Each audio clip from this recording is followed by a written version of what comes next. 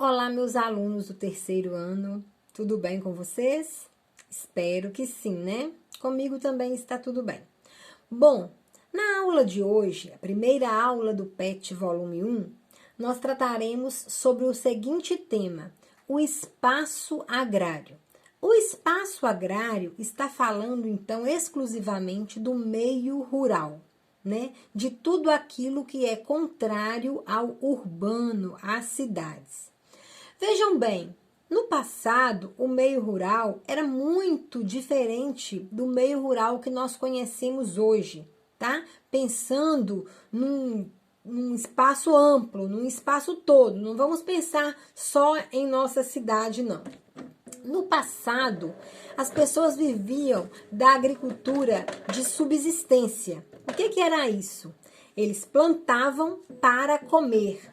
Eles criavam um porco, criavam uma cabra, tinham uma vaca de leite, tinham uma galinha para sua sobrevivência. Isso era uma agricultura de subsistência, para sobreviver, né? Hoje as coisas já não são mais assim. Hoje tudo que você procura, que é produzido na zona rural, você encontra no supermercado. Mas como que se deu isso? O que aconteceu? Até 1960, a população brasileira era praticamente toda, exclusivamente, vamos dizer assim, praticamente mais de 50% da população morava no campo, na zona rural.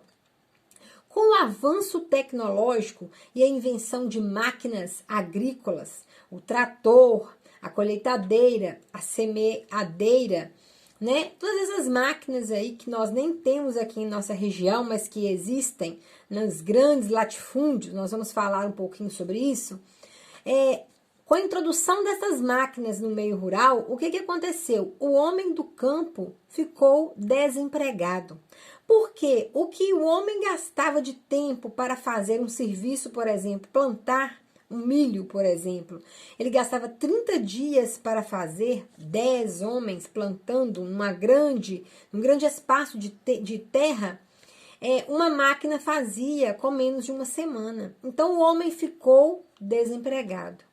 Com isso, ele partiu para a cidade e aconteceu o chamado êxodo rural. O que significa êxodo? É a saída do homem do campo para as cidades. Bom, as pessoas que tinham pequenas propriedades queriam comprar, adquirir alguma coisa na cidade e foram então vendendo essas pequenas propriedades para pessoas que tinham melhores condições financeiras. E essas pessoas foram adquirindo maior quantidade de terra, né? Surgiram então, gente, os grandes latifúndios. Professora, que palavra grande? O que é latifúndio? Isto mesmo, a palavra é grande e representa uma grande quantidade de terra. Aqui na nossa região não tem ninguém que tenha uma grande propriedade de terra assim não. Um latifúndio é uma grande extensão de terras, muitas vezes usada para plantio de soja, milho, trigo, feijão, arroz, de grãos. Essas grandes propriedades existem muitos na região centro-oeste do Brasil ou no sul do Brasil. Outra hora, esses latifúndios também são usados para a criação de gado, grandes planícies onde se cria o gado para corte, tá?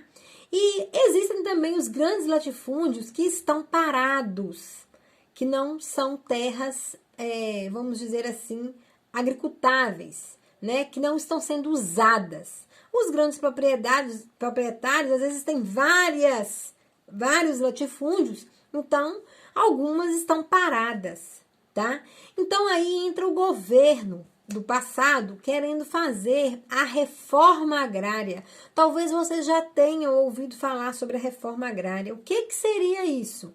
A reforma agrária seria pegar essa terra do grande latifúndio que esteja parada e dividir para aquelas pessoas ditas sem terra, que não têm onde morar, mas que têm boa vontade de trabalhar, não tem emprego, não tem onde morar, o sem terra, por exemplo. e dariam para essas pessoas cultivar a terra. Mas se elas não têm dinheiro, professora, como é que elas vão poder cultivar?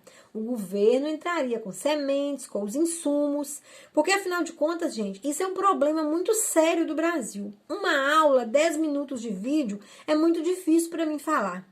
Mas veja bem, como que um latifúndio que muitas vezes já foi usado, pensa aí nossa região aí, olha, onde se cultivou cana-de-açúcar. O solo já foi revirado, já foi usado de todas as formas, não existe mais possibilidade de uma grande produção ali.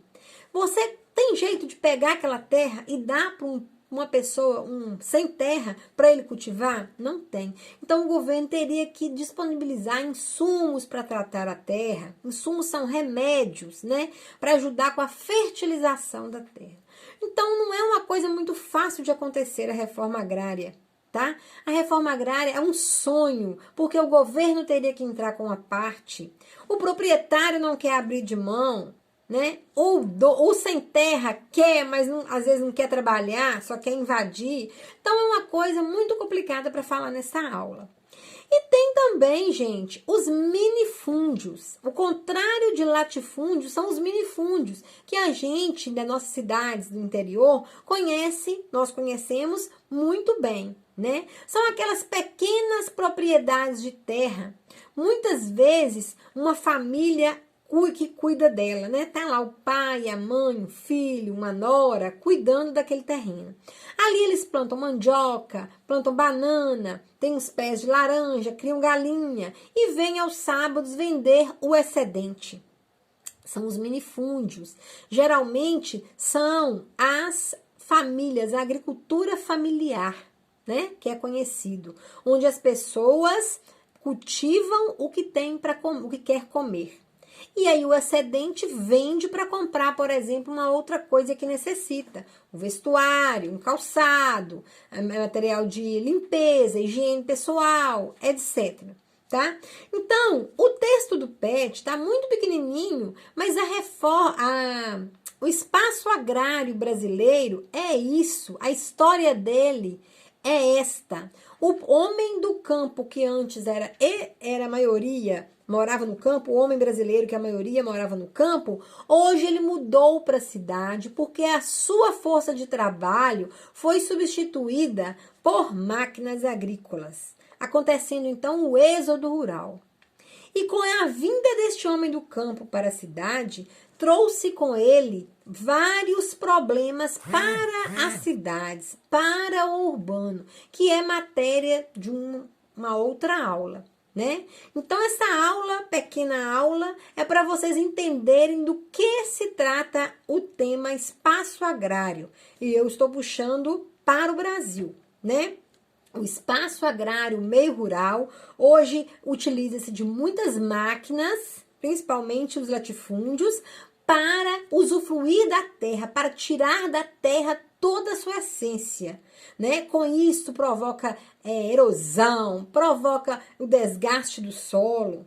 E nós temos também aqueles que praticam a agricultura de subsistência, que é o contrário, né? Que produzem o material orgânico, os produtos orgânicos, retiram tudo da terra, porém usando remédios, insumos da própria terra, que é, nota 10. Né? Por isso que o produto orgânico, um tomate orgânico, é tão mais caro na prateleira do supermercado, porque também é bem mais caro para produzir.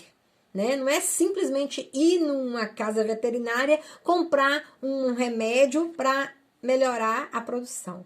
Eles têm que achar esse remédio da natureza para não prejudicar o lençol freático, para não prejudicar o solo e etc. Espero ter ajudado. Conto com vocês na minha aula. Façam as atividades do PET Semana 1. Estou aqui à disposição de vocês. Um grande beijo.